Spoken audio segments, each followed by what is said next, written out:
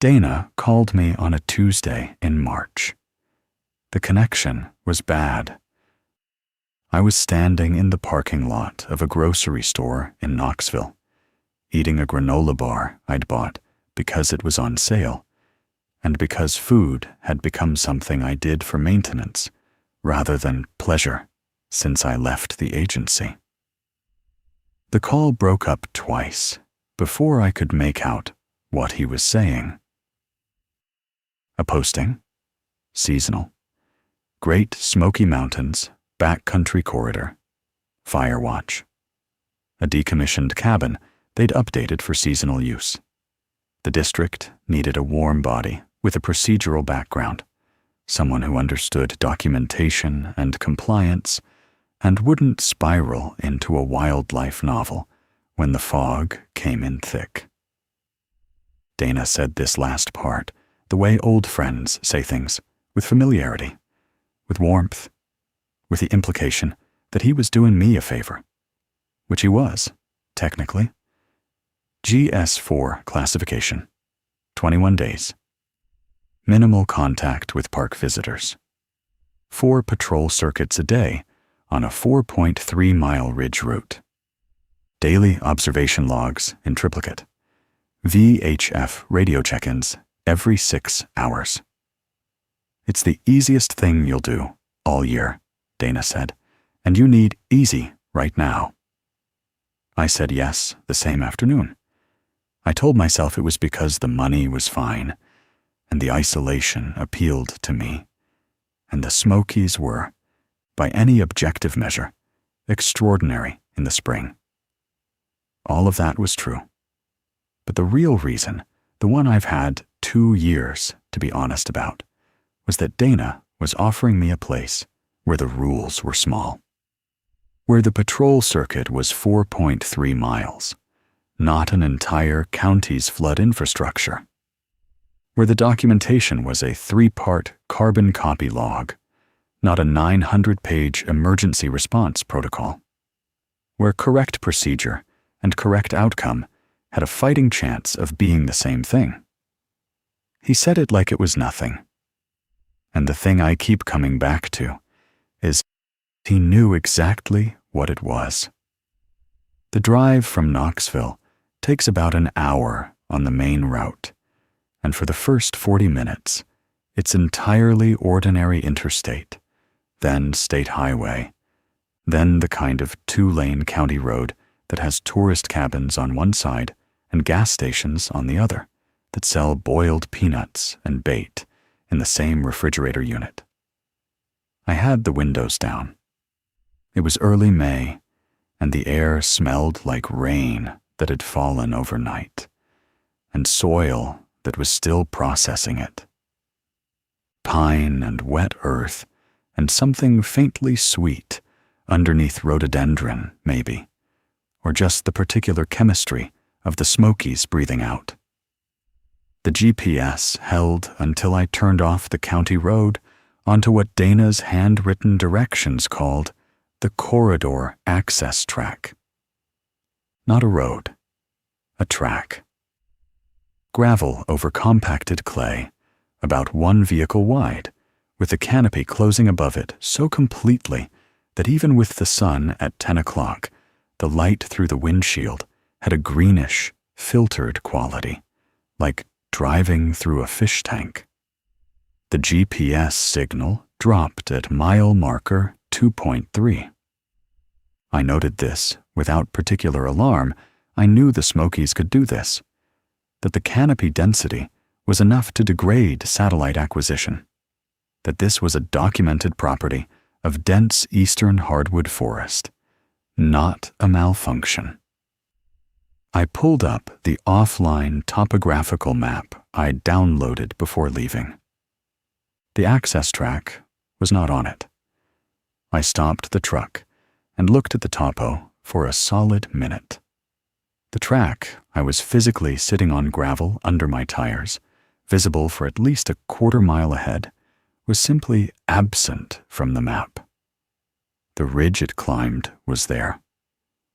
The 2 wilderness zones on either side of it were marked. The space where the track ran was shown as uninterrupted forest. I wrote it off as outdated cartography. I noted the elevation, 3,200 feet, rising, and the change in temperature as I climbed. 8 degrees colder than Knoxville. By the time I cut the engine in the small, flat clearing below the cabin, the silence was the kind that presses against your eardrums with the physical certainty of altitude. Not peaceful quiet, pressurized quiet. The kind that implies the normal sounds of things have been held back just long enough for you to notice their absence. Dana was standing on the cabin porch, waiting.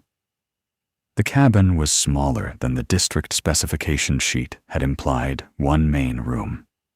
A sleeping alcove separated by a plywood partition. A narrow porch on the south face that had been structurally reinforced sometime in the last decade by someone who did not match the cedar planking of the original build. You could see the difference in the wood. Old, silver gray, organic on the left. Pressure-treated lumber, yellowish and precise, on the right.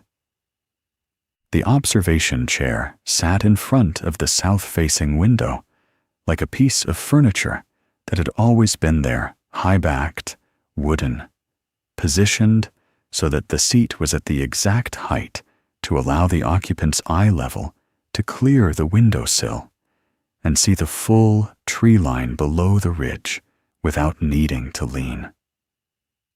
Whoever placed that chair had measured.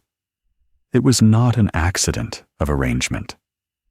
Dana walked me through everything with the brisk efficiency of someone who had done this orientation before and was genuinely trying to be thorough.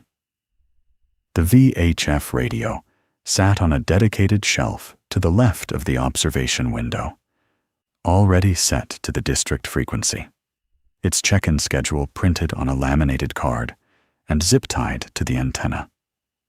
6 hours between checks. Transmission window was 5 minutes on either side of the hour. Miss a window, log the reason, transmit at the next scheduled interval. Simple enough. The logbook, a standard green NPS field record binder, the kind I'd seen in every backcountry posting I'd ever reviewed, was on the table. Dana opened it to the current blank page, indicated where I would write the date and conditions, and moved on before I could look at any of the preceding entries. The equipment cache she described was at the far end of the patrol circuit, approximately 2.1 miles from the cabin by the direct ridge route. A weatherproof box bolted to a steel post containing a first aid kit, emergency signaling equipment, spare weather instruments, and a backup fire observation kit. I would inventory it on my first patrol, and again on my last. Everything in between was maintenance trail markers, weather gauges, the observation log, radio checks, and visitor contact reports if anyone strayed into the corridor from the main trail network below. The cabin itself was older than I'd expected. Dana said, updated for seasonal use, in the posting description. And that was accurate. The generator was modern. The sleeping alcove had a newish cot. The weather instruments on the porch rail were current model, but the walls were original. The floorboards were original. And the smell was the specific smell of old timber that has been cold and damp for longer than most buildings are allowed to be. Wood and iron, and something faintly mineral, like old keys. I found it comforting in the way that competent old things are comforting. The table was solid. The door was heavy. The hinges were thick. The laminated card on the table, I noticed, was not a district inventory list. It was something else. Dana had not mentioned it. We were 10 minutes into the orientation when I pointed at it and asked what it was. She picked it up, turned it over once, set it back down, and said, "Those are your operational guidelines. I was getting to those." Dana read the rules to me in the same tone she had described the radio check-in schedule. Measured, professional. The tone of someone reading a workplace policy aloud to a new hire with the implicit understanding that new hires do not interrupt. She moved through rules 1 through 3 with the pacing of someone who had memorized the card, which I noted but did not comment on. Rule 1. No door contact with visitors after 1900 hours. Speak through the door. If no response within 4 seconds, end the contact. Her explanation was brief: visitor safety protocols in backcountry postings, liability concerns, the specific character of the trail network below the ridge, which occasionally deposited confused hikers on the access track after dark. "People get disoriented in the fog," she said. "This just keeps the interaction controlled." Rule 2. The word prohibition. No use of the word lost on radio or in visitor contact situations. Displaced or off route instead. Redirect immediately if a visitor uses it. Her explanation here was the least convincing of the 3, delivered with the particular flatness of someone citing a justification they had not written. It was about visitor psychology, she said, about maintaining calm language in disorientation situations, about not reinforcing panic vocabulary.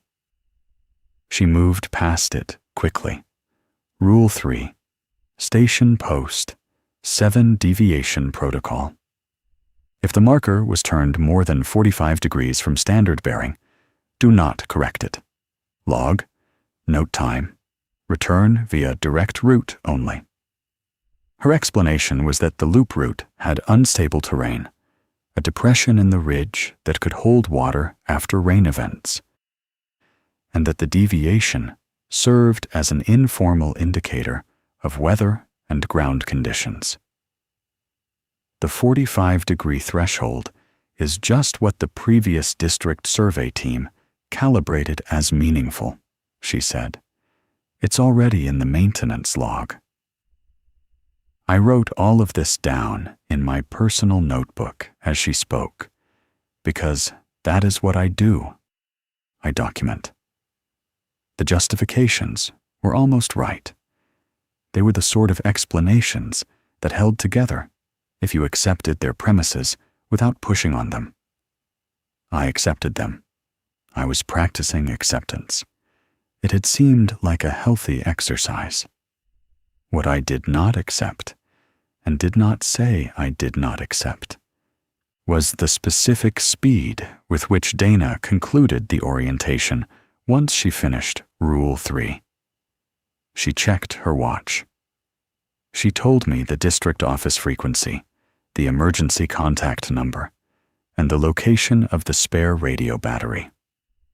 She told me the posting was 21 days starting tomorrow, and that she'd be in radio contact at standard intervals. She picked up her bag from the porch. It was 6:22 p.m. The sun was still above the ridgeline. Dana left before dark. I stood on the porch and listened to her truck engine descend the access track until the sound was replaced entirely by the forest. Then I went back inside and sat down at the table with the laminated card. I read the card twice before I set it down. Once straight through, the way you read a memo. Once slowly, the way you read something that has started asking you questions. Rule 4 was the first one that made me check my watch. Morning observation, 0530 to 0600. Do not begin late. If you miss the window, log it as missed and wait until the following morning. Not try to begin on time. Not complete the observation within 1 hour of the window if you miss it. Do not begin late. Starting after 0600 was presented not as a suboptimal version of the task, but as categorically different from not doing the task at all, and apparently worse. I sat with that for a moment. The window was 20 minutes. 20 minutes out of every 24 hours in which the observation had operational value, and outside which it was not just useless, but implicitly prohibited.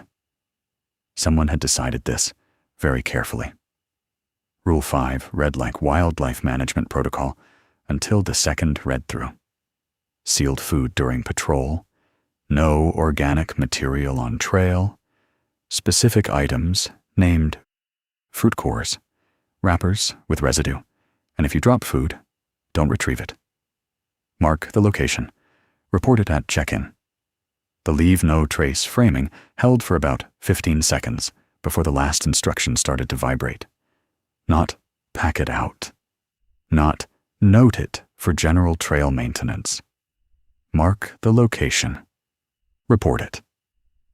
Reporting a dropped granola bar to the district office like it was a visitor contact incident was not wildlife management protocol. That was data collection. I set the card down after Rule 5 and looked at the door. Then I picked it back up. Rule 6 was the one that made my breathing change. If I hear my own name spoken from outside the cabin between 2200 and 0400, I do not respond, do not move to the window, and I sit down. If already sitting, I remain seated. I wait 10 minutes after the sound stops before resuming activity. My name. Not a voice. Not any person. My own name. The rule was written in second person, addressed to whoever held this posting, but it said my name specifically not as a placeholder for a generic ranger, but as a description of what the entity outside would say. Which meant whoever wrote this rule knew that whatever was out there would learn the name of whoever was assigned here. It would always know the right name. It had always known. Rule 7 was the departure rule. Walk the full circuit on the final day. Confirm every marker at standard bearing. If any marker cannot be confirmed, do not leave. Radio the district office and wait. I turned the card over. Blank on the back. Laminated edges, slightly yellowed at one corner, not new, but in use long enough to have been handled many times. I thought about who had read this card before me. I thought about whether they had read it twice, the way I had.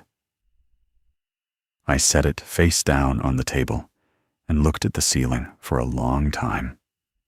In October, 2 years ago, I was the regional logistics coordinator for a 3-county flood response effort in eastern Tennessee. It rained for 11 days.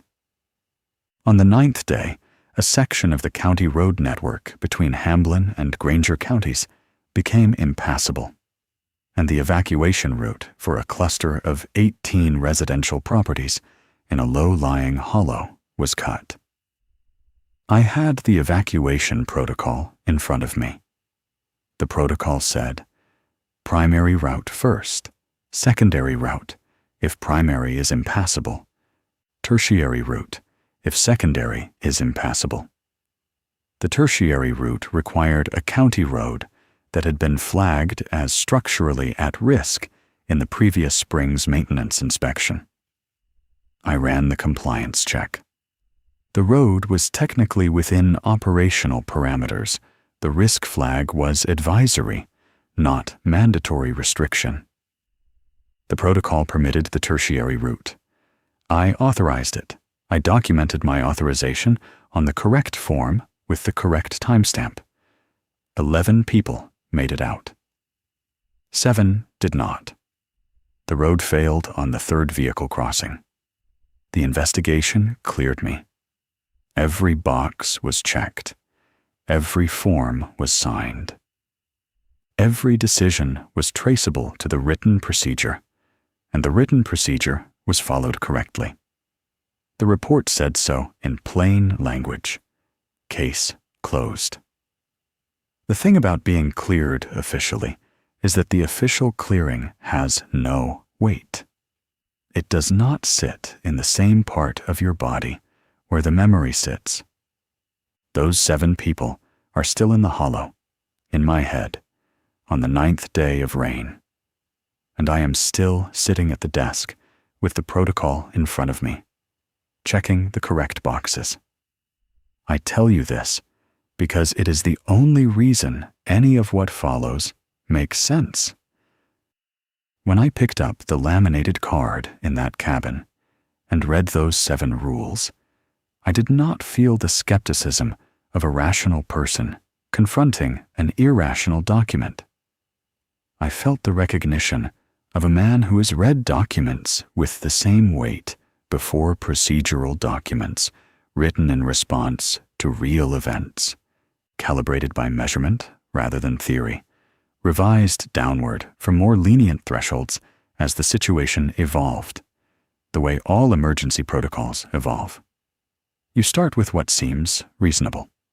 Then something happens. Then you revise. The 4-second window in Rule 1, the 45-degree threshold in Rule 3, the 0530 to 0600 window in Rule 4. Those numbers were not invented. Someone measured them. Someone needed them measured. Somebody wrote these rules because somebody needed them. The question I should have asked then, sitting at that table with the card face down in front of me and the forest pressing against the south window in the dark, was, did they survive long enough to write them all? The ridge in early morning is a different world from the ridge at midday, and the ridge at midday is a different world from the ridge at dusk. I say this as someone who walked it twice a day for the first 7 days and took notes each time, because that is the kind of person I am. I was trained to observe conditions at multiple intervals, to note variance, to understand the range of a thing's behavior before I tried to understand the thing itself. At 0530, before the observation and after it, the fog was always present below the ridge, not above it. I want to be clear about the geometry of this, because it matters later. The Desolation Spur Ridge ran roughly northeast to southwest at approximately 3,400 feet of elevation, and the valleys on either side of it sat at around 2,200 feet, which meant the fog pooled in the valleys and rose in the mornings and broke against the ridge's lower edge like a slow tide. From the observation chair, looking south through the window, you could see the top of the fog layer below you, a soft, gray-white surface, featureless as a calm lake, with the very tops of the tallest hardwoods in the valley rising through it like masts. By 0730 most mornings, the fog had dropped or burned enough to reveal the valley floor. By 0900, the sky was clear. By 0930, the light through the canopy was the specific, dappled, greenish gold that I will associate with that ridge for the rest of my life, however long that turns out to be. The patrol circuit was well maintained, which I noted with appreciation on the first morning clear trail markers at each of the 12 documented stations. Weather instruments in calibrated condition. The equipment cache at the far end, locked but accessible with the key Dana had provided. I inventoried the cache on day 1. First aid supplies within expiry. Emergency signaling kit intact. Fire observation equipment binoculars. Smoke mapping template. Bearing compass. All present and functional. I logged everything in the correct format. In triplicate, carbon copy pages, filed in sequence. Station Post 7 was the 7th marker on the clockwise patrol circuit, positioned on the outer edge of a slight ridge bend, approximately 2.8 miles from the cabin. On day 1, it was its standard bearing I confirmed with the posted bearing notation on my circuit map, and with the compass Dana had included in the equipment orientation. I photographed it with my personal phone, because I photograph everything. It was a standard NPS trail marker post. Galvanized steel, painted brown, with a directional tag indicating the trail continuation bearing. It was perfectly ordinary. I noted it in the log, assigned it the standard status code, and moved on. I want you to understand how ordinary it was. I want you to have that image, a steel post on a quiet ridge in the Smokies, morning light on the bark of the tulip poplars behind it, a bird calling somewhere below in the fog. A completely unremarkable piece of trail infrastructure. I photographed it because I photographed everything. Not because I felt anything about it. I felt nothing about it then. On the 4th day, I heard a voice from below the ridge. I was on the circuit, somewhere between station posts 4 and 5, moving at a steady pace with the fog still at about half burn below me, the valley maybe 30% visible. The tops of the closest trees clear, the middle distance still white. The voice came up from the fog. Not words. A tone the cadence of a sentence, the rhythm of speech, rising slightly at the end the way a question rises. I stopped walking and listened. Nothing repeated. I stood there for perhaps 90 seconds, controlling my breathing, and heard nothing further.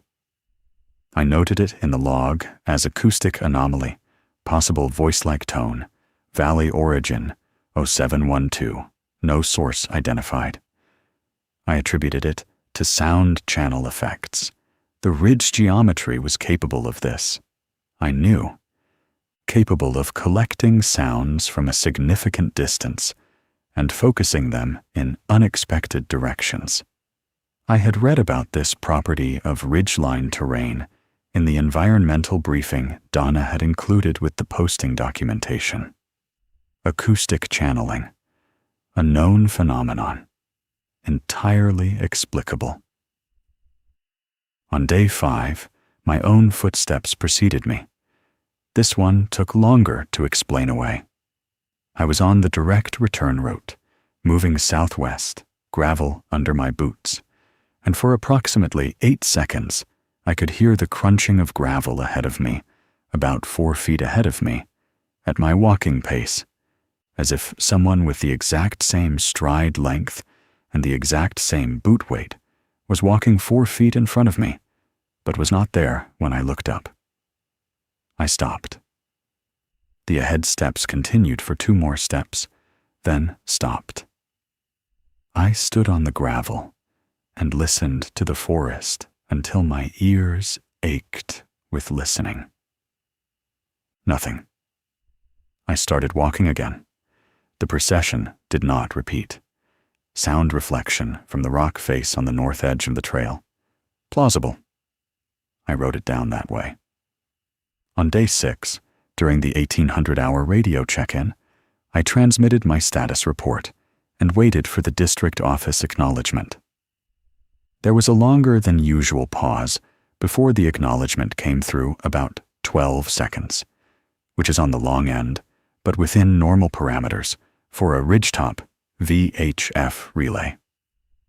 In that 12-second gap, the static carried something. A frequency bleed. The way distant signals sometimes bleed across channels in mountain terrain. A voice in the static, too broken up to make out words. But in a register I recognized before the rational part of my brain could stop the recognition. Dana's register. The particular pitch and cadence of Dana's voice. Not saying anything identifiable. Just present in the noise for 3, maybe 4 seconds before the acknowledgement came through clean and the frequency settled. I logged it as possible frequency bleed, 1800 check-in, no intelligible content. Dana was not on duty that evening. Dana was 60 miles away. I told myself, the Smokies do this. I told myself, the Ridge does this. I told myself there were 100 documented reasons why sound behaves strangely in mountain terrain, and this was all of them, every one accounted for. I almost believed it. Day 9. I had been at the cabin long enough for the routine to feel like skin the 0530 rise, the observation, the breakfast, the morning patrol, the 1200 radio check, the afternoon maintenance tasks, the evening patrol, the 1800 check, the log writing, the 2000 perimeter visual from the porch, lights out. The rhythm of it had begun to work on me the way Dana said it would. The quiet was becoming less pressurized and more simply quiet. I had stopped checking my phone for messages it could not receive and started reading the paper survey maps Donna had left in the equipment drawer, learning the ridge's terrain in the close, patient way I used to learn emergency response maps before a deployment. Understanding the shape of a place, knowing its geometry well enough that wrongness would register as wrongness. At 9:40 p.m., someone knocked on the cabin door. 3 knocks, spaced. The knock of a person who is cold and tired, but trying to be polite about it, not the hammering of someone in acute distress. I was at the table, writing the evening log. I looked up. The south window showed nothing darkness. The outline of the porch rail, the first few feet of the clearing below the cabin where the gravel gave way to forest stuff. I stood up and moved to the side window, the one that gave a narrow angle onto the door and the north face of the cabin's porch. And I could see her, young, maybe mid-20s, in a dark green rain jacket and a hiking pack, standing at the door with one arm raised in the aftermath of knocking, head slightly down in the posture of someone who has been walking too long and is relieved to have found a light. She looked cold. She looked real. Every instinct from 4 years of emergency management told me to open the door. Real person. Dark. Cold. Potentially hypothermic at this elevation in May. Open the door. Establish condition. Provide aid. Document the contact. Standard protocol. The instinct was not emotional. It was procedural. Wired in the same place as the rest of my professional reflexes. I put my hand on the door handle. I stopped. I made myself read Rule 1 in my head, word for word. If a visitor approaches the station after 1900 hours, do not open the door. It was 9:40. Speak to them through the door. My hand stayed on the handle. I did not open it. Are you injured? My voice came out steadier than I expected. I counted. 1, 2, 3, 4. Nothing. No answer. No sound at all through the door. No intake of breath. No shift of a boot on the porch boards. No rustle of the rain jacket I had seen through the window. Silence with a specific quality, the kind that has density to it, that presses back. And then, from the right side of the cabin, the north wall, the wall without windows, the wall that adjoined nothing but a 5-foot gap of cleared ground, and then a 40-foot drop to the first terrace of the ridge slope. I heard footsteps, moving along the outside of the cabin wall, right to left. Slow, deliberate, evenly spaced. Not down the porch stairs, not across the gravel of the clearing, along the wall, laterally, at a height that would have required whoever was making that sound to be walking on a surface that was not there. I did not move for a long time after the sound stopped. I stood with my hand on the door handle, and I counted my heartbeats until they slowed to something I could work with. The log entry for day 9, 21:40 hours, reads as follows: Visitor contact, non-productive. Single individual observed through north side window. Female presentation. Approximate age 25 to 30. Full hiking kit, including pack and rain layer. Contact attempted via door communication, per post 1900 protocol. No response from visitor within protocol window. Contact terminated. No further approach to station. No visual confirmation of visitor departure direction. That is what I wrote. That is the language the form requires. Neutral, observable, documented. I gave the entry a standard visitor contact code and a non-productive outcome notation. In the morning, I would transmit a summary at the 0600 check-in. What I did not write in the log was this. Her shadow, when I had looked through the side window in the moment before I spoke, fell at the wrong angle. The porch light on that side of the cabin throws shadows roughly northeast in May, at that hour, from that fixture position. Her shadow should have fallen toward the northeast corner of the porch railing. It fell directly south, straight down, as if the light were coming from directly above her rather than from a fixture 5 feet to her right. I noticed this in the moment and discarded it as possible light refraction from the fog that was beginning to form at the ridge's northern edge. That was the rational explanation. That is still the rational explanation. I also did not write that when I went back to the side window after the lateral wall sound stopped, there were no footprints in the gravel below the north wall. The gravel in that gap between the cabin and the ridge drop was fine and even and undisturbed, as if no weight had touched it. There had been no rain that day. The surface held impressions easily. I had walked through that gap myself that morning, and I could still see the partial impressions my boots had left. There were no other impressions. I wrote it as an atmospheric anomaly and a visitor non-contact.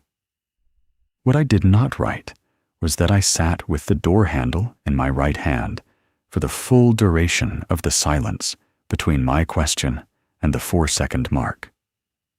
And in that silence, I thought about a road in Granger County and a compliance form and 7 people, and I thought, you are going to follow the rule this time. Whatever it costs, you are going to follow it. And the rule said, end the contact. And I ended the contact. I sat at the table until 0300 writing the evening log entries for every previous day, reviewing them for gaps, for anything I had understated. Around 0330, I put the logbook away and picked up the laminated card and looked at Rule 1 again. The 4-second threshold. Someone had measured it. I thought about what kind of measurement would give you that number. I thought about what you would need to observe and how many times to settle on 4 seconds rather than 5 or 3. In the old green NPS logbook on the shelf above the radio, the one Dana had opened to the blank current page without letting me see what came before I had not yet looked. I thought about looking. I thought about it for a long time.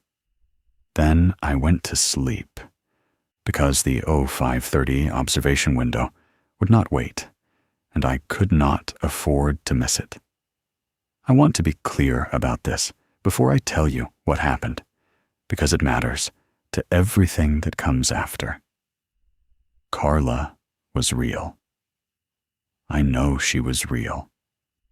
I have run through every other possibility in the time since, and none of them hold.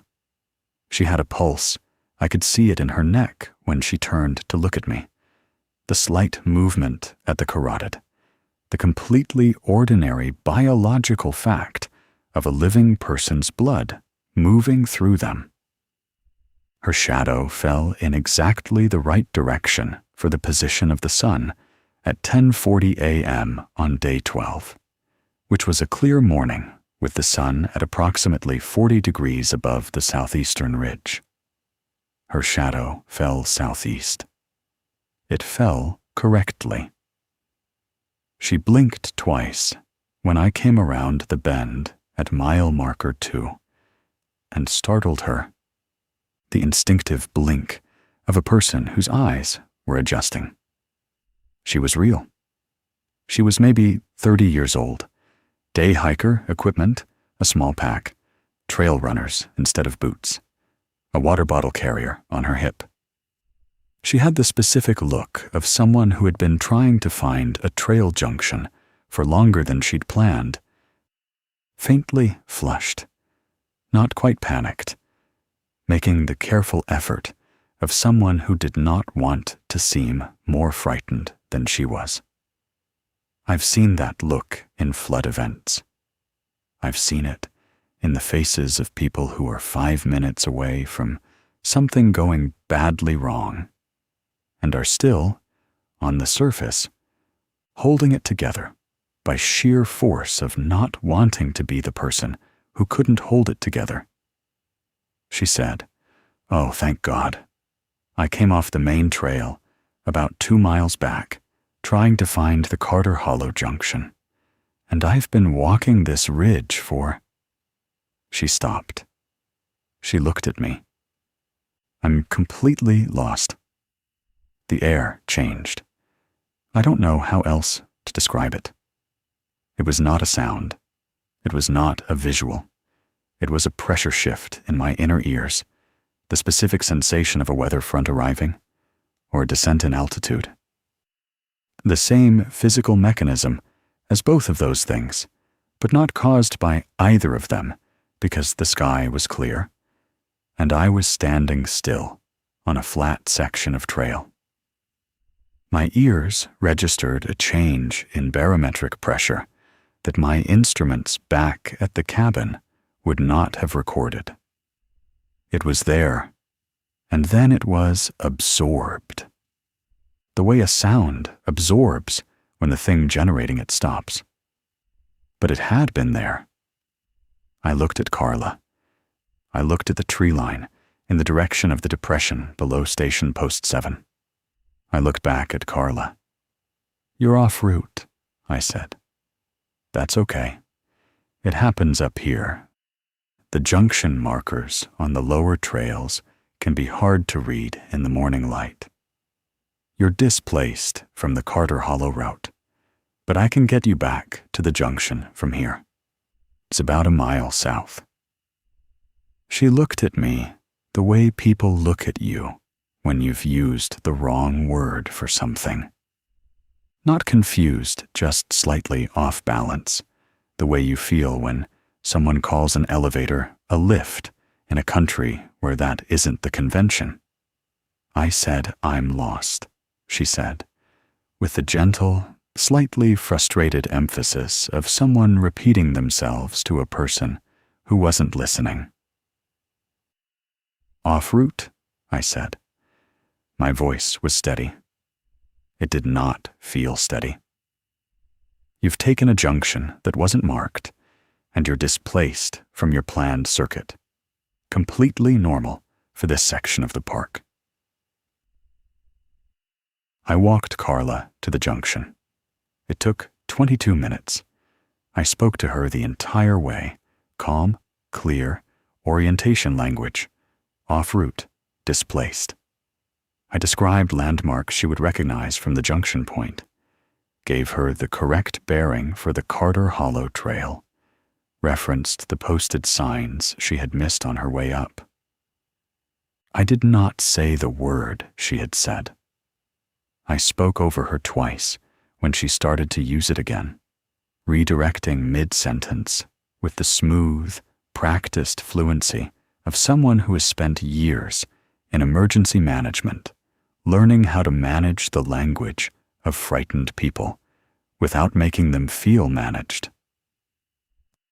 I was managing her. I knew I was managing her. She could probably feel it, that particular quality of being guided by someone who is carefully not agreeing with your emotional characterization of your situation. It is a bureaucratic kindness and a bureaucratic cruelty simultaneously. I have been on the receiving end of it. After the flood, after the report, the investigators did it to me. You followed correct procedure, Joel. As if the word correct could mean anything at all. At the junction, she recognized the marker immediately. The relief on her face was complete and real, the way only the relief of a genuinely frightened person is complete and real. She looked at the trail sign, and she looked at me, and she said, "I'm sorry, I was a mess up there." I told her she hadn't been. I gave her the standard visitor information card, station contact, trail conditions, weather advisory. She thanked me. She took the Carter Hollow Trail south and was out of sight within 3 minutes. I stood at the junction for a long time after that. The procedure was correct. I had done everything correctly. I had redirected the language. I had not let her repeat the word. I had walked her to safety efficiently and calmly and with complete procedural accuracy. And I stood at that junction in the clear, mid-morning light of a beautiful day in the Great Smoky Mountains, and felt the same thing I felt sitting at the desk in my office in October 2 years ago, looking at the compliance form with all the correct boxes checked. That particular flavor of wrongness that has no opposite. Correct procedure. Unknown outcome. The gap between those two things is where the guilt lives, and it is not a small gap. And it does not get smaller. I did not know if the pressure shift in my ears had meant something had hurt her. I did not know if I had redirected quickly enough, or if quickly enough was even a meaningful concept for whatever was listening. I did not know if Carla made it all the way back to her car on the main lot without saying the word again, without describing herself to a friend on the phone as completely lost. "Oh my God, I'm fine now. I was so lost." I had no way to verify. The rule had given me an action, and I had taken the action. And now I was standing at a trail junction in the sun, and the action was complete, and its consequence was unknowable. I walked back to the cabin on the direct route. I did not take the loop. Dana arrived on day 14 at 9:15 a.m. without radio notice. This was itself a procedural anomaly. Her own orientation had specified that all station visits would be preceded by a radio advisory at the preceding check-in interval, a standard protocol for backcountry postings to ensure the ranger on duty was not mid-patrol when the supervisor arrived. I was at the cabin when I heard the truck on the access track, and my first response, before identifying the vehicle, was to register that the protocol had not been followed, and to note in my head that this was worth mentioning. By the time she reached the porch, I had decided not to mention it. Dana had a quality of competent authority that made procedural corrections feel presumptuous when they came from below her on the chain. And that is not a criticism of her, only an observation. She was the kind of supervisor who made you want to meet her standard rather than remind her of it. She reviewed my logs with the quick efficiency of someone who reads operational documentation the way I do chronologically, noting the form before the content, checking for formatting compliance, and then, only then, reading for substance. She moved through day 1 through 11 quickly, pausing occasionally to note a notation style or check a weather log figure against the week's reading average. She was professional and warm. She asked twice if I was comfortable with the radio schedule, and once if I needed anything from town. Then she reached day 13. Day 13's afternoon patrol log contained a single notation I had flagged with a red asterisk, my personal notation system for anything that triggered a rule response. Station Post 7, 14:15 hours.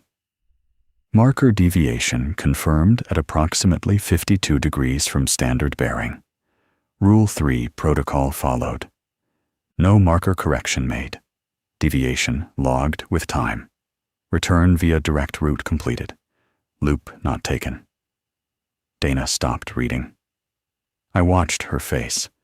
I have spent enough time in crisis response situations to read faces the way other people read text, quickly, for information rather than impression. What I saw was not concern. It was not surprise. It was the specific expression of someone who has just confirmed a result they were already testing for and do not want the other person to see them confirm. "You did exactly the right thing," she said. "Why is the loop off limits when Post 7 is deviated?" She looked at the logbook. She looked at the deviation notation. She looked at me.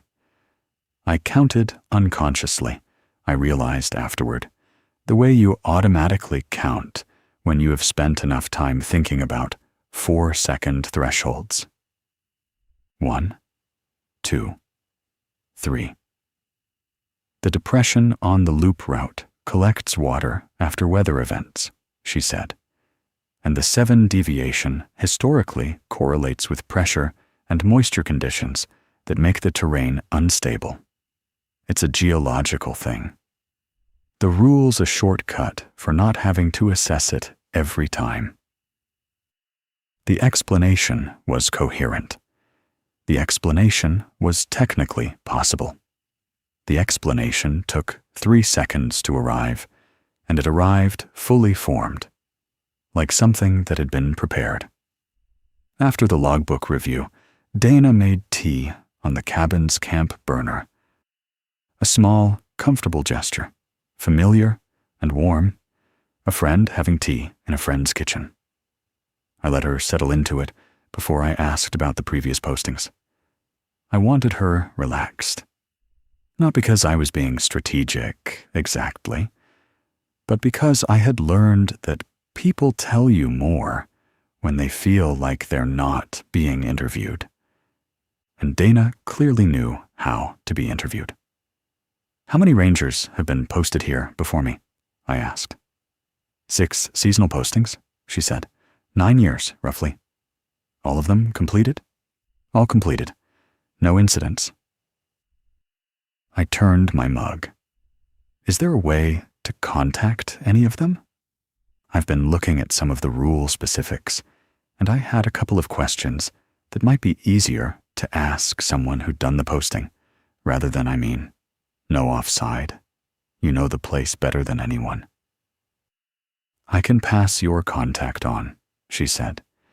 If you want me to reach out on your behalf, I'm happy to do that. Technically cooperative, completely without mechanism. She had offered to carry a message for me to people she had not named, through a channel she had not specified, with a timeline she had not indicated. In the language of bureaucratic non-assistance, this was close to textbook. I had used this exact construction myself, twice, in the flood response, when I did not have an answer, and could not say I did not have one. She finished her tea and rinsed the mug at the cabin's small hand pump basin. She gathered her bag from the chair where she'd set it. She told me to radio if anything came up. She squeezed my shoulder once, the gesture of an old friend rather than a supervisor, and went out to the porch. It was 11:40 a.m. She was gone before noon. She was gone before I could ask her whether, of the 6 previous rangers who had all completed their postings with no incidents, any of them had ever seen post 7 deviated. She was gone before I could ask her what completed meant in the operational record for a posting that, as far as I could tell, had no mechanism for non-completion except the one written into Rule 7. 6 previous rangers, all completed. None contactable through any channel I controlled. The word completed was doing a lot of work in those sentences, and I was becoming less certain by the hour that I knew what it was carrying. That evening, after the 1800 check-in, I took the old green NPS logbook off the shelf above the radio. I opened it to the first entry.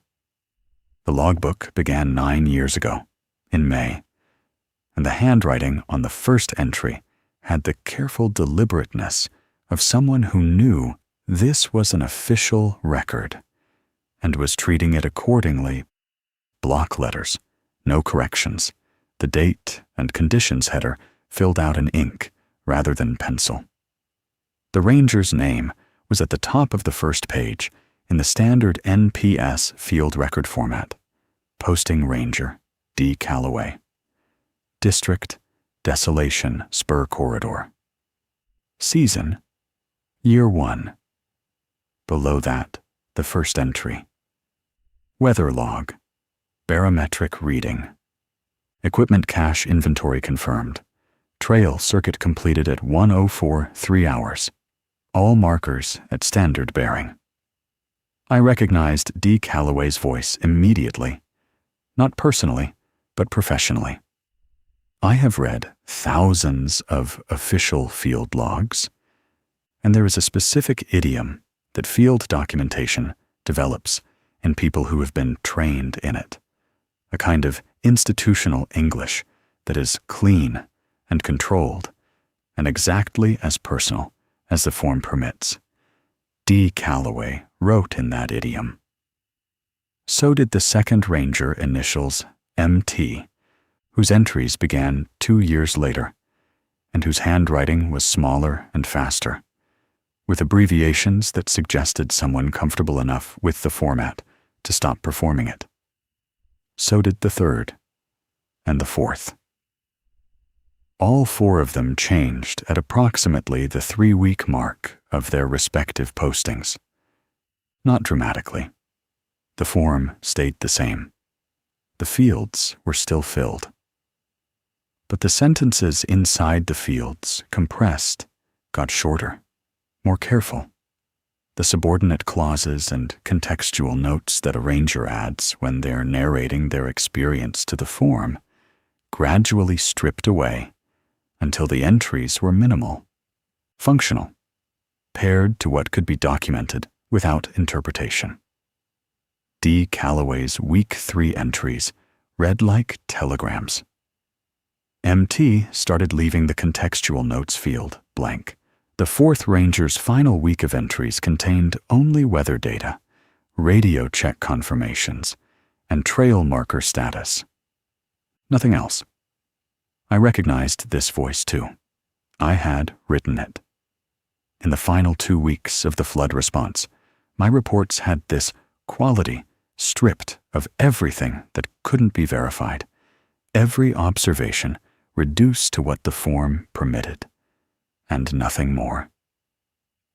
It is the voice of someone who has learned that not everything can be written down, and who is documenting the remainder with extreme care because it is the only control they have left. All 6 rangers arrived in this idiom. All 6 left in it. The question was what happened in between, what each of them had observed around week 3 that caused their documentation style to close in on itself, to become more controlled, more precise, and more silent about the things precision could not capture. I was in day 14. Week 3 began tomorrow. The 6th and most recent ranger was S. Arredondo.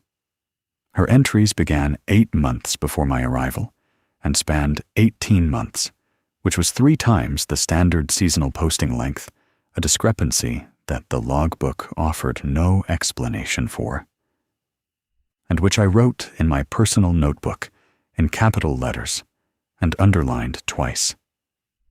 Arredondo's entries were different from the other 5 in a way that took me several pages to identify. They weren't shorter. They were coded. The difference was in the weather log section, specifically in the notes field for trail maintenance. Every ranger logged, dropped, or displaced objects on the trail. It was part of the standard observation protocol, a leave no trace compliance element that the district operations manual required. Wrappers, organics, foreign material. You logged it, you reported it at check-in, you moved on. The other 5 rangers did this straightforwardly, with brief notations, organic material, approximately mile marker 1.4, logged the minimum required documentation. Arredondo logged every dropped food item with coordinates, not approximate mile markers. UTM grid coordinates to 4 decimal places, the kind of precision that required a deliberate GPS reading rather than an estimated position. Every entry, over 18 months, included a precise coordinate for any food item that was dropped, found, or left on the trail surface. The notation code she used was one I had not seen in the district operations manual, a small symbol, a circle with a dot, that she used consistently and without explanation. I pulled the paper topographical map from the equipment drawer, the one I had been using to learn the ridge, and I started plotting the coordinates. It took 40 minutes. When I finished, I stood back from the map and looked at what the points formed. Not a scatter, not random, an arc. A curved boundary line that ran approximately 200 meters from the cabin at its nearest point and bent away to the northeast, following the ridge contour, like the edge of something circular whose center was below the ridge in the valley depression near Station Post 7. An almost complete circle. Arredondo had been plotting this arc for 18 months. The coordinates stopped at a gap in the northwest quadrant, 5 or 6 data points missing. A section of the arc that had either not been logged or had not been traversed. She was not logging dropped food. She was mapping where the entity had been. The food items marked where it had investigated organic material, its patrol route, translated into coordinates by a ranger who had understood, or figured out, that Rule 5's reporting requirement was not hygiene policy. It was a surveillance system. The drops were bait. The reports were data. And someone, at some point, had built this understanding into the rule before Arredondo arrived. And Arredondo had used it for 18 months to draw a picture that the official record had no category for. The last entry in the logbook was dated 8 months ago. It read, "Departure confirmed. All markers standard. Recommend Rule 7 revision. The window is narrowing. No further entries."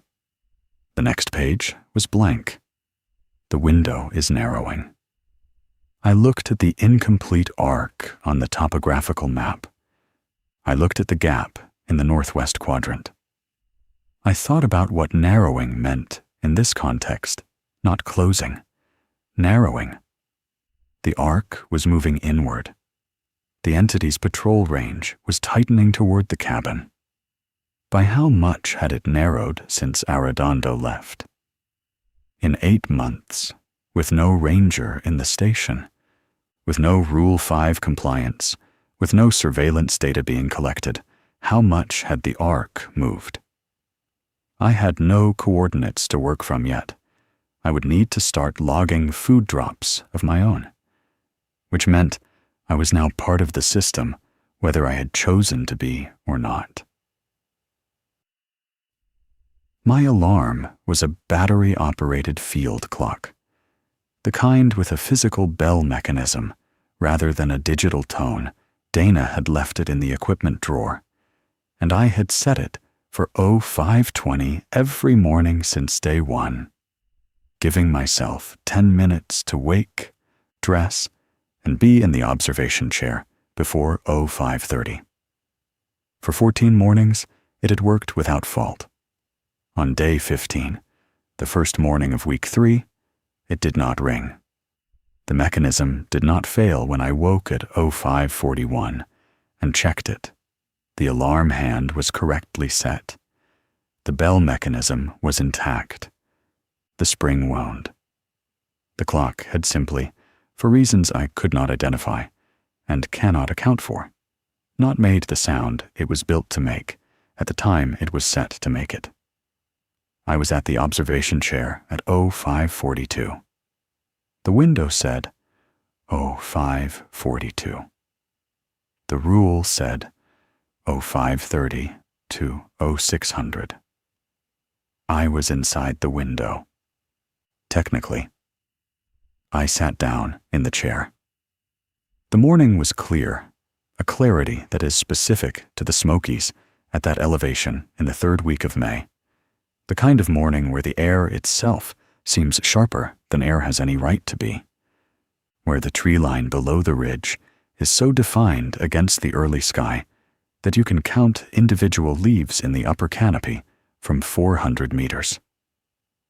The fog was present, but low, a thin layer at the valley floor, not the thick pooling of earlier weeks, just a gauze.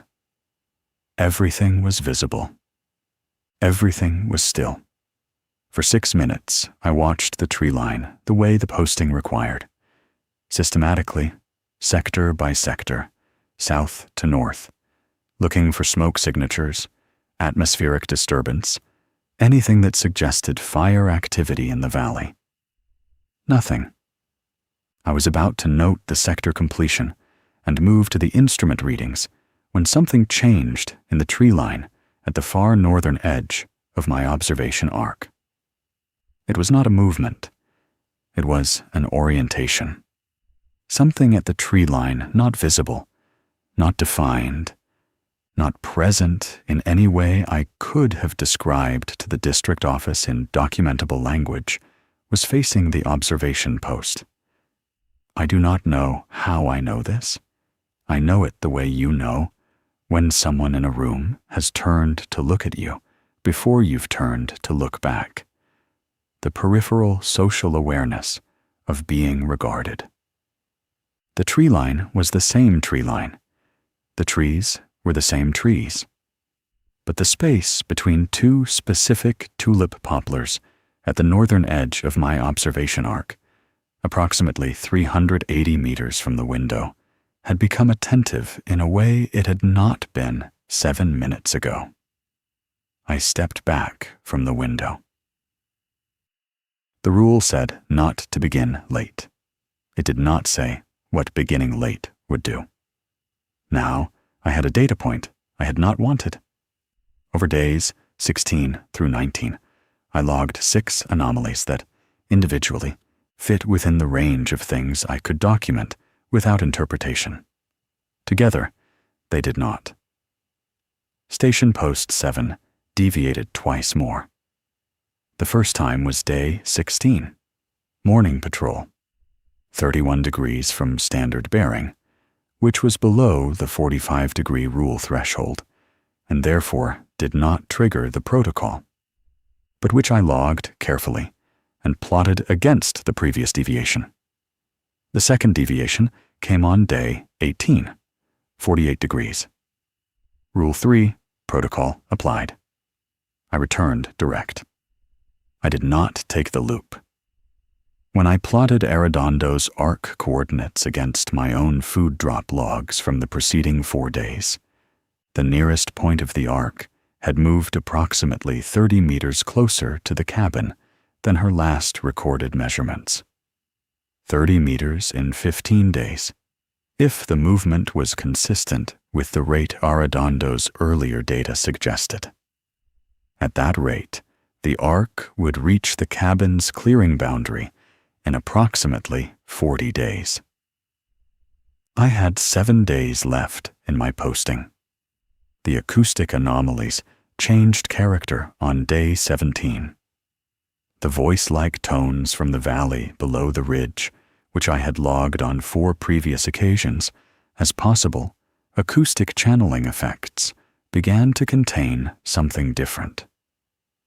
Not words, but the shape of words, the duration and spacing and rhythmic structure of syllables, with the specific rising and falling cadence of spoken English coming up from the valley in the pre-dawn fog of the 0545 patrol circuit. Not intelligible, not close, but approaching intelligibility the way a radio signal approaches a frequency, incremental, measurable, not random. I transmitted a status report to the district office at the 1200 check-in on day 18. I gave them the escalation in plain language. Post 7, deviation frequency increasing. Patrol route arcs encroachment estimated at 30 meters per 15 days based on historical baseline. Acoustic anomalies shifting from tone to syllabic structure. I used professional language. I did not use the word I was thinking. The district office acknowledged receipt. The acknowledgement was the standard one-line confirmation call sign, receipt notation, no instruction. Nothing additional. I transmitted again at 1800 with a follow-up request for guidance. Same response. Acknowledgement. No instruction. Nothing. I was sitting in the observation chair that evening reading Arredondo's last logbook entry again. The window is narrowing when I calculated how many days I had remaining, and compared it against the rate of acoustic escalation I had been logging. The syllabic approximation had moved from 0 to present in 4 days. Human speech acquisition in an otherwise unknown system, trending toward functional reproduction. I put the logbook down. I picked up Rule 6. I read it again. If you hear your own name, spoken from outside the cabin. Not a name. My name. Whoever was out there, whatever had been watching the observation post from the wrong side of the window, whatever had been practicing syllables in the valley below the ridge for 17 days, it did not know a generic ranger's name. It would know my specific name, and it would only know my name because it had learned it from the one person who had said it here. Dana had said my name 8 times during the orientation. I had not been counting then. I was counting now. My final night at the posting was day 21. It had the quality of a night that knows what it is, a specific atmospheric heaviness that the ridge gets in late May when the temperature drops faster than the humidity, when the air becomes tangible in a way that has nothing to do with mist and everything to do with pressure. I had eaten inside the cabin as Rule 5 required. I had done the 1800 check-in, received acknowledgement, logged it. I had reviewed the laminated card at 1900 the way I had taken to reviewing it every evening in week 3, reading each rule in the order it was written, the way you check your equipment before a deployment. Everything present, everything in order. At 9:55 p.m., the knocking began. 3 knocks, then silence, then 3 more. Not the rhythm from day 9. This pattern was slower, more deliberate, the spacing between each knock wider by perhaps a full second, as if whatever was generating the sound was testing an interval. I was already standing when it started, because something in the quality of the porch air, detectable through the door's gap at the threshold, a change in temperature or smell or both, had woken some procedural part of my brain 60 seconds before the sound. I did not go to the window. I stood in the middle of the room, and I waited.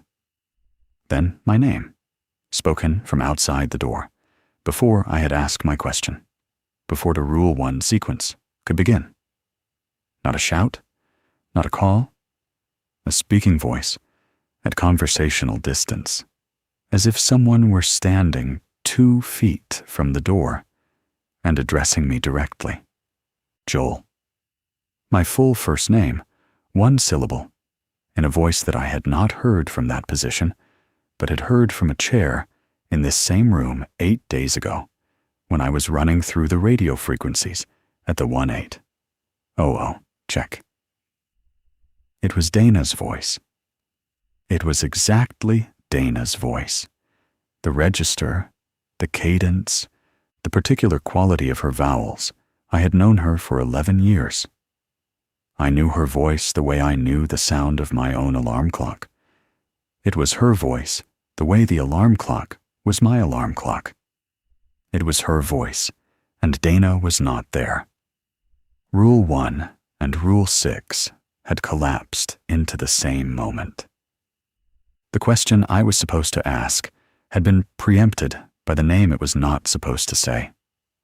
I sat down on the floor. Not a chair. I was not close enough to a chair. The floor.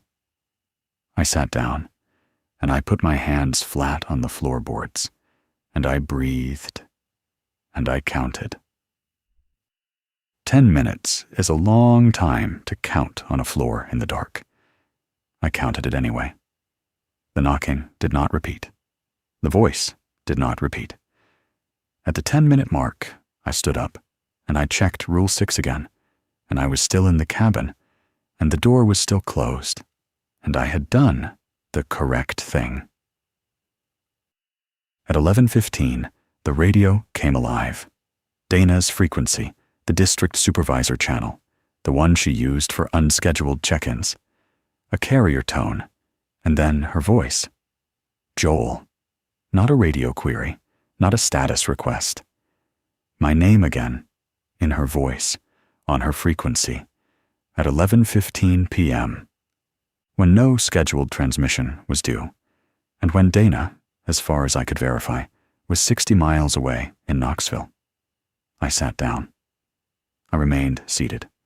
I looked at the radio, and I did not transmit. Whatever was on that frequency had learned how to use the channel the same way it had learned how to use the door. The frequency was not a rescue. The frequency was a test, the same test it had been running at the door, now on the radio, now with better signal quality, now with a more convincing reproduction. I counted 10 minutes of silence on the radio before I resumed activity. I did not sleep. I was in the observation chair at 05:29. I had not left the chair since 0300. I had moved from the floor to the chair in the quiet hours after the radio fell silent, and I had sat with the laminated card and the logbook and the topographical map, and I had looked at what I had assembled across 21 days in the same way I used to look at resource deployment maps in the operations center. Everything that could be known, in one place, read as a system rather than a collection of incidents. The 0530 observation began on time. The sky was clear, the clearest morning of the posting. The eastern sky behind the ridge lightening through graduated bands of color. The valley below the southern face still dark. The fog minimal. I began the sector scan.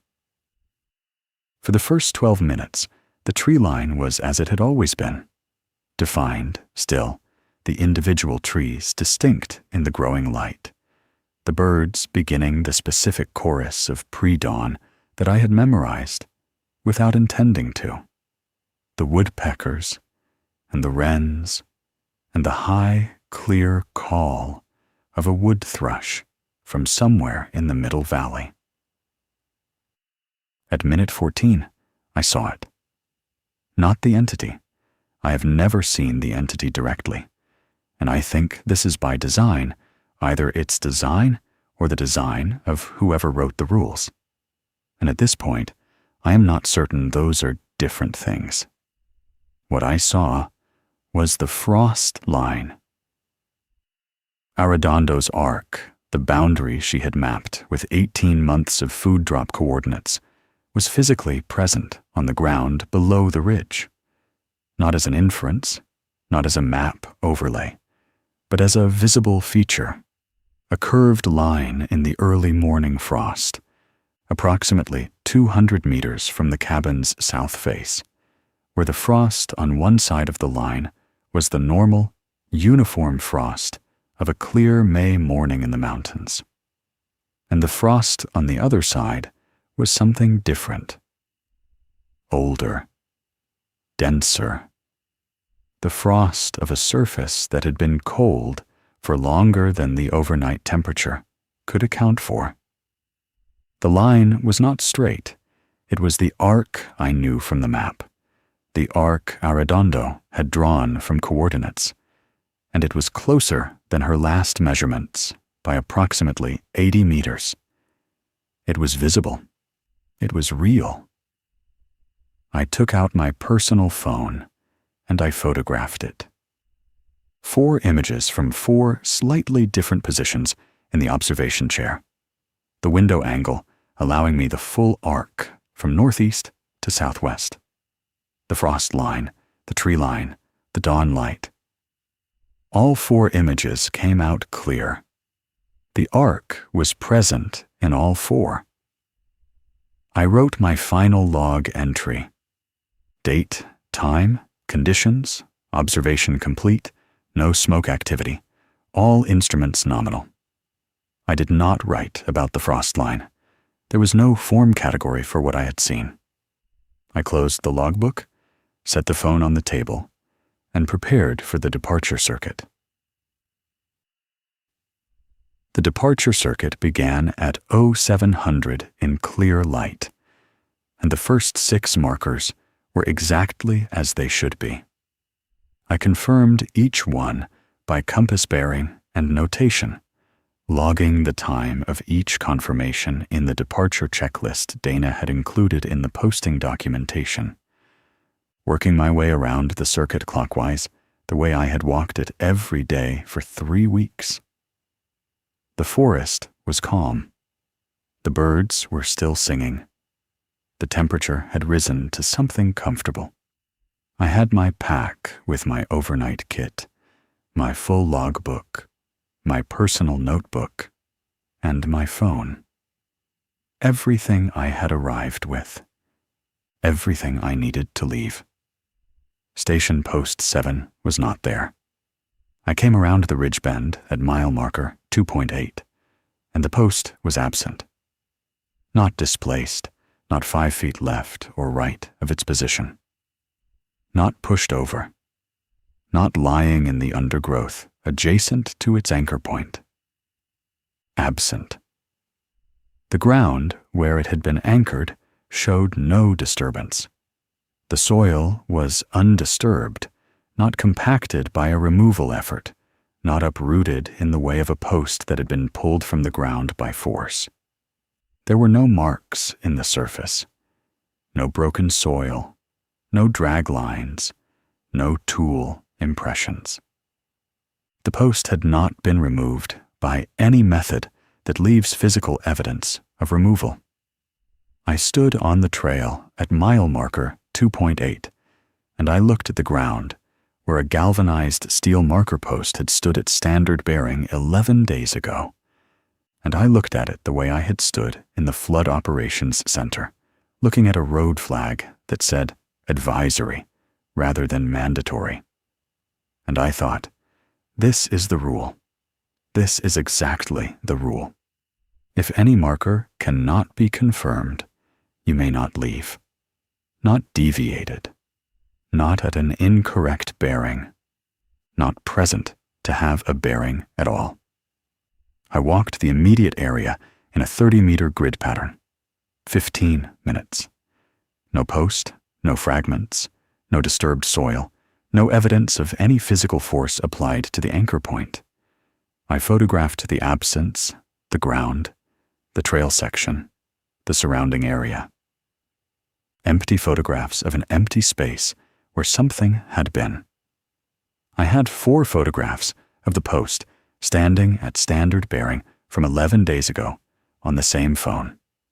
Between those photographs and these ones, the post had been removed in a way that left no evidence at some point during the hours between my last patrol check and this departure circuit, and the effect of its removal, according to the rule I had read 11 times in 3 weeks, was to prohibit my departure. Whatever had taken it knew the rule. It had not deviated the post. It had not turned it past 45 degrees to trigger the direct route protocol. It had removed it entirely, bypassing the deviation response and triggering the departure block. It had found the mechanism. It had found the exact procedural condition that transformed my compliance into my constraint. I stood at the empty anchor point for a long time. Then I turned back toward the cabin on the direct route, and I walked back with the careful, even pace of someone who is not running, because running would mean something. I transmitted the departure status report at 0830, first transmission. Station identification. Current status, departure block condition. Station Post 7, unconfirmable. Marker absent. Rule 7, protocol active, requesting further instruction per posting documentation. Standard language, standard procedure. I released the transmit key and waited. Static. The specific static of the ridgetop VHF, which I had come to know the way you come to know ambient noise that is always present, a particular texture, neither white nor brown. with occasional pops from atmospheric interference. No response. I logged the transmission time and waited the protocol interval. Second transmission, 0840. Same report, same language, same static. Third transmission, 0850. Same report. I added, third transmission, no response received. Awaiting acknowledgement. Requesting field supervisor contact per departure block protocol. I released the key. The static changed. Not silence. The carrier frequency was still active. The channel was open. But the texture of the static shifted from the random atmospheric interference I knew to something with a structure in it. And then the response came. Call signs, correct. District acknowledgement, correct. Response to departure, block report, word for word, the language from the district operations manual. The specific protocol language that I had read in the posting documentation and had not expected to need. Ranger Mercer, departure block acknowledged. Remain at post. Await field supervisor contact. Estimated contact interval to follow. Standard, correct, procedurally accurate in every detail. Identify, I said. It was not standard protocol. Protocol did not require me to ask for identification on an acknowledged frequency. I asked anyway. 4 seconds of silence. Not a pause. 4 seconds of silence. The same specific duration as the question interval in Rule 1. The same duration as the 3-second pause Donna had made, +1. The same duration that the laminated card had told me was the threshold between a human response and something else. Then the frequency went dead. Not static dead. The carrier tone dropped. The channel closed. I set the radio handset down on the shelf and looked at the south window. The observation chair was there. The logbook was on the table.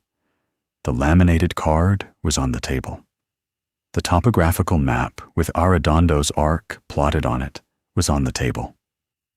My phone, with 9 photographs on it, 4 of the frost line, 4 of the absent post anchor, and one taken 11 days ago of a galvanized marker at standard bearing was on the table. I sat down in the observation chair. Outside, below the ridge, the morning had reached its clearest point. The sky entirely blue above the southern valley. The tree line sharp and defined and attentive. I could not leave. The rule said I could not leave. The rule was the only thing between me and the next decision. And the next decision was not one I had been given any procedure for. I am telling you this from the observation chair. That matters.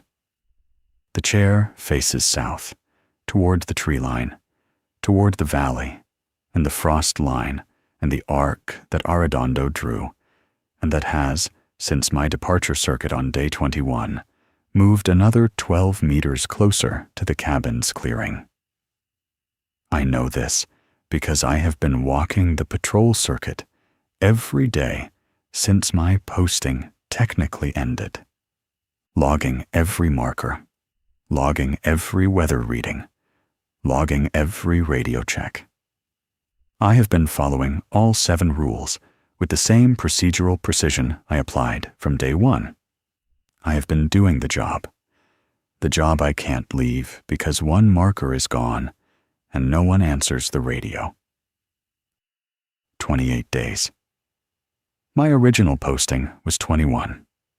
I have been at Desolation Spur for 28 days, and the district office has not sent anyone. Dana has not called on the civilian frequency I tried on day 23. The access track is passable.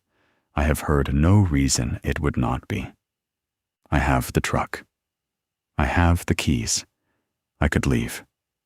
The rule says I cannot leave with an unconfirmed marker. I have not been able to confirm Station Post 7. I cannot leave. I have thought about this in the way that I imagine you are thinking about it. Right now, the obvious solution, the one that a rational person would identify in under 30 seconds. I know the obvious solution. I have had 7 days to consider it. I am not going to leave with an unconfirmed marker. And that is not because I am incapable of getting into my truck. It is because I have understood in week 4 on this ridge something that I should perhaps have understood after the flood response and did not. Correct procedure is not a performance. It is not a form you fill out to demonstrate compliance. It is the only barrier that has ever worked here. The other 5 rangers who completed their postings completed them because they followed the rules. The logbook has their entries. They confirmed their markers. They left. I stopped trying to figure out what the rules are for and started trying to figure out what I am for.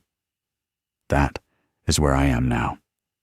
That is the question that occupies the observation chair with me every morning at 05:30. Am I a ranger who has been trapped by a rule, or am I a component of a system that requires a body in this chair, in this window, watching the tree line from the correct angle for 20 minutes every morning, maintaining an observational hierarchy that collapses if I leave? I have transmitted my status 6 times since day 21. I have received 1 response. It had a 4-second silence in it. I have not transmitted since. Whatever is on that frequency is not the district office, and transmitting my position and status to it seems inadvisable. On day 25, I went through the equipment drawer again, looking for the spare battery for the field clock. Behind the battery case, under a folded topographical map of the full park district that I had not opened, I found a document I had not seen on my first inventory. A standard NPS administrative memo, dated 3 months before my arrival, on district letterhead, with the appropriate format markers. I am going to read it to you. Memorandum. National Park Service, Southeast Regional District. 2. District Operational Review Panel. From name I do not recognize. Desolation, Spur, Backcountry Corridor, Seasonal Staffing Status. Recommendation. Indefinite suspension of GS4, Seasonal Ranger Posting at Desolation Spur Corridor, Northeastern Quadrant. Pending review of operational protocols and containment efficacy. Rationale. Current operational framework may be insufficient to address observed escalation in corridor activity. Further staffing without revised protocols presents unacceptable risk to posting personnel. Recommend full protocol review prior to any subsequent filling of seasonal vacancy. Action requested. Immediate freeze on Desolation. Spur postings pending review panel assessment. The memo's administrative log, the gray box at the bottom right that records the document's routing history, showed 3 recipient acknowledgments. 1 was the district review panel. 1 was a records office. The 3rd CC in the routing log was Dana's name. Below the signature block, in the administrative log's action field, someone had written by hand different ink, different pen, added after the memo was typed and printed. Posting filled per district request. GS4 seasonal. J. Mercer. Start date confirmed. My name. In the action field of a memo recommending that no one be sent here. I set the memo on the table next to the laminated card and the logbook and the map, and I sat in the observation chair, and I looked at the southern tree line, and I thought about Dana squeezing my shoulder on the porch the day she left. Easy job, Joel. You need easy right now. I thought about her name in the CC field of a memo that said sending anyone here was inadvisable. I thought about whether she had read the memo and filled the posting anyway, or whether someone above her had filled it, and she had simply been the mechanism. I thought about whether the distinction between those two things mattered to the result.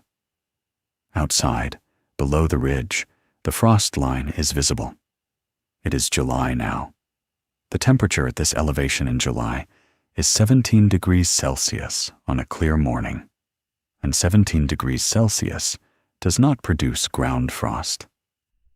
The frost line is there anyway, the curved arc below the southern face, closer than it was on the morning I photographed it, closer than it was the morning after that. It is in the July grass the way frost has no business being in July grass, and it curves toward the cabin with the patient geometry of something that has been patient for a very long time. I am in the observation chair. The rules are on the table. The phone with 9 photographs on it is in my pocket, and I have not tried to send the photographs to anyone, because I do not know what would happen if whatever is operating on the radio frequency received them. Arredondo's arc is on the map. The memo is on the table. The logbook has my entries through today, written in the careful, controlled, minimal idiom that you develop in week 3, because there are things that cannot be written in any language the form provides. I follow the rules. Every rule, every day, exactly as written. The rules are the only thing here that have been right more often than they have been wrong. The rules are the only reason there are entries in this logbook after day 9. I follow them not because I trust the institution that wrote them. I set the memo down on the table with my name in it, and I have very specific feelings about the institution that wrote them. I follow them because someone built this architecture in response to something real, and because the architecture is the only thing standing between the frost line and the tree line and the observation window, and whatever answer to Rule 7 comes when all the markers are eventually back at standard bearing. If they come back. If I'm the one who confirms them. The phone has one photograph I have not looked at since I took it. The frost line in the pre-dawn light of day 21. The arc in the grass curving toward me, and at the far northwestern end of the arc, the gap Arredondo never filled something in the tree line that the morning light at that angle catches in a way the morning light at any other angle does not. A shape, not defined, not described in any field report I have written or will write. Present in the photograph the way a thing is present when it does not know it can be seen. I took the photograph at 05:43 on day 21, 13 minutes after the window opened, 17 minutes before the window closed. Well within the correct observation interval, from the correct position, in the correct light conditions. The rule was followed. The observation was valid. I do not know what I saw. I know what was there, and I know that I am sitting in this chair, in this window, at 05:30 every morning, because the rule says this is when I can see it before it sees me, and I am not interested in what happens when that reverses again. The frost line is in the July grass. The radio is silent. My name is in a memo that said I should not be here. And whatever is below the ridge has been here long enough to learn the rules, long enough to use them, long enough to wait for the right conditions and the right absence and the right appointment of the right person to the right posting. It has been patient. I am going to be more patient.